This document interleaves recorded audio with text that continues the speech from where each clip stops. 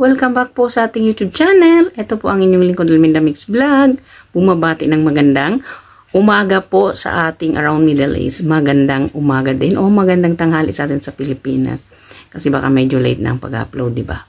So, kumusta po ang ating mga OFW dyan, ang aking mga bagong subscriber. Kumusta na po kayong lahat, mga kananay, mga ka-OFW dyan. Sana nasa mabuti tayong kalagayan. Shoutout po sa lahat ng aking mga bagong subscriber sa angmang sulok ng mundo. Maraming salamat po sa pagtitiwala ninyo sa akin. So, well, gawan lang po natin ng kaunting opinion. Opinion lang, kasi bawat isa sa atin may opinion na. Ito po nga, natin, sana all graduation garland na isang nanay, proud na proud talaga siya sa kanyang anak na nag-graduate, kumbaga yung anak niya. So, ang ating tatalakayin, ang ating parang na-amaze, yung iba naman nadidismaya, pero well, kanya-kanya tayo ng ating mga opinion, mga kananay, di ba? Itong 100K garland, graduation garland, na nilagay ng isang nanay sa kanyang anak. So, bago natin umpisahan, baka sakaling di pa tayo dyan nakapag-subscribe, pakipindot na ng subscribe button dyan at ng notification bell para updated po tayo sa lahat sa ating mga nire-reaction ng video. Diba? Kahit anong reaction video na po ang ating nakikita, kumbaga kung may idea tayo, diba? So, well, hindi naman po ito criticize or mayroon tayong bad opinion dito or something sa naging nanay na proud nanay na sa kanyang anak. So, kanya-kanya naman po tayong mga idea or kanya-kanya tayong pagmamahal sa ating mga anak, diba? So, dito nakita natin na itong isang nanay ay gumawa sila ng garland na isinabit niya sa kanyang anak during graduation at kumbaga na proud siya lang sa kanyang anak na nakatapos, 'di ba? Lahat naman tayong nanay kung nakita natin nakatapos ang ating anak. Proud ako, kasi proud ako sa anak ko. Tinapos niya kahit papano nakatapos yung anak ko, kasi karamihan naman sa ating mga anak lalo na't lalaki ay minsan karamihan ay pasaway, di ba? So dito siguro hindi natin masisisi isang nanay na ito nakapagsabit siya ng 100K garland sa kanyang anak dito during graduation. So actually mga kananay, mga kababayan, ito nag-viral talaga tong photos nila mag-ina na nakalagay yung garland sa kanyang anak, Nag-viral talaga ito. Sari-sariling opinion ng mga nanay o mga anak na nakakakita dito sa social media. Actually guys, dumaan ito sa new peds ko dito sa aking Facebook account. So parang na-intriga naman ang inyong usiserang chismosa marites, hindi ba? Hindi naman po pagmamarites yun. Actually, it's not a bad intention na kaya natin i-reactionan ito. Gusto lang natin kumbaga yung iba na na-excite, yung iba naman nadidismaya, di ba? Yung iba na-amaze sila dito sa nanay, Pero mostly, yung mga nanay, mayroon silang parang negative na pagko-comments dito. Pero kanya-kanya as I said, kanya-kanya po tayo ng opinion, mga kananay, di ba?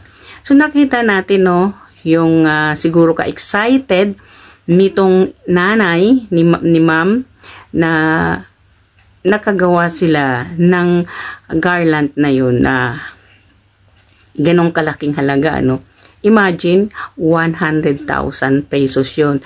Sana all na lang, di ba? Sana ng mga estudyante na nagko-comment doon, sana all daw pareho, di ba? So, talaga naman, ipalagay na natin sa ating mga anak, they are so excited na makareceive sila ng ganito, di ba? Kahit man lang maliit na kantidad Yung iba nga lang kahit bulaklak lang isabit mo doon sa anak mo na during graduation nung umakyat na kunin niya yung diploma niya, ay proud ka na kasi nakaalala yung parents mo. Kahit yung sometimes yung ginagawa lang nila is candy, tapos sinasabit nila yon, di ba? Masaya na tayo doon, kasi mostly ng mga parents ay dati, makagraduate ka man o hindi, they are not kumbaga hindi sila nag-a-attend ng mga ganyan na graduation day ng mga anak nila kasi they are busy or something na naghahanap buhay. So maintindihan natin yun kasi danas natin yun. So dito kay nanay, dito kay ma'am sa kanyang pagka-proud being a mother, kaya siguro nila nagawa yung bigyan ng ganito kahalaga ang kanilang anak na graduate. So there's no bad anyways. Hindi naman siguro masama, no? Proud kang parents na bigyan mo ng ganong kalaking halaga yung anak mo sa graduation day niya, di ba? Pero natin, pero mostly naman marami rin naman mga nanay naging against dito sa kanilang paglalagay ng garland. Kaya nga nag-viral ito, siyempre binash sila dito, Mayroon nang nagsasabi, kayabangan, bla bla bla bla bla. Marami nang nagsasabi, hindi na lang nag-isip daw na dapat daw ay hindi na lang ginawa. Pwede naman daw i-private, ibigay yung pera sa anak, di ba? So, kaya as we said, kanya-kanya tayo ng opinion, kanya-kanya tayo ng iniisip bilang isang nanay, di ba? So, dito siguro kay ma'am, naging proud lang talaga siya at naging yung pagka-proud niya din sa anak niya, ay binigyan niya ng gantimpala ng ganong kalaking halaga, di ba? Kumbaga natapos niya yun, ay bibigyan kita ng gantimpala sa ganitong anong gusto ko, di ba? Marami naman tayong parents, they are giving as a gift sa graduation, sometimes a car, a phone, or everything na kung ano yung gusto ng anak mo, kumbaga matapos lang niya yung yung dapat niyang matapos, pero mas majority naman yung mga bata na hindi naghahanap ng kapalit kasi ang binibigay nila sa ating bilang parents ay yung diploma nila. Doon masaya na tayo doon, di ba? Both mayroon ding mga anak na they don't need, it's not necessary kung anong gift ang ibibigay mo sa iyong anak, pero sila bilang isang anak, may gift sila sa atin bilang nakatapos sila ay iyong kanilang diploma, mga kababayan, mga kananay, So dito sa photos na nandyan po sa ating screen, hindi natin pwedeng husgahan si nanay kung ano yung dapat niyang gawin sa kanyang anak kasi kanya-kanya tayo ng opinion, kanya-kanya tayo ng gusto sa ating mga anak. So, marami mang nagsasabing negative pero intindihin po natin yon kasi as we see, siguro may kakayanan ang pamilya ng bata ibigay sa kanya yung ganitong kalaking halaga. 'Di ba? Hindi naman siguro nila gagawin 'yan kung hindi nila kaya ibigay sa kanilang anak ang ganitong regalo, 'di ba, mga kananay? So, being a nanay, proud lang talaga siguro ito si ma'am, kaya nagawa nilang bigyan ng ganitong halaga at sinapubliko nila yon. So, kumbaga, ika-proud ng pamilya nila yon, kahit ipubliko nila yon. Mayroon mga nagsasabi, dapat daw hindi na lang inilagay kasi for the safetyness nila. So, for that time, siguro during sa time na yan, they are not thinking about anything. Ang kanila lang ay proud sila sa kanilang anak, diba? Kaya nila nagawa, isabit yung 100K mismo doon sa graduation day ng kanilang anak, diba? Kasi, wala naman tayong magagawa o hindi naman natin pwede diktahan ang isang na tao kung ano yung dapat nilang gawin. Kasi, as I said, may kanya-kanya tayong idea, may kanya-kanya tayong pananaw sa buhay. So, ang naano lang natin na some of them na nagsasabi ay paano na lang daw yung mga mahihirap na hindi kaya. Siyempre parang kumbaga parang mainggit yung mga anak ng mga hindi na may kayang bigyan ng ganun. Hindi na lang po natin isipin yun kasi may mga parents talaga, we are going to give an effort para sa ating anak kasi yun ang gusto natin, ang makatapos sila.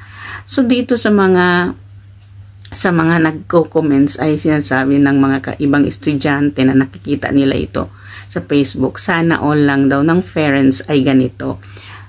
Okay, wala namang masama doon, ipalagay na natin, sana nga, ganun lahat ang mga parents.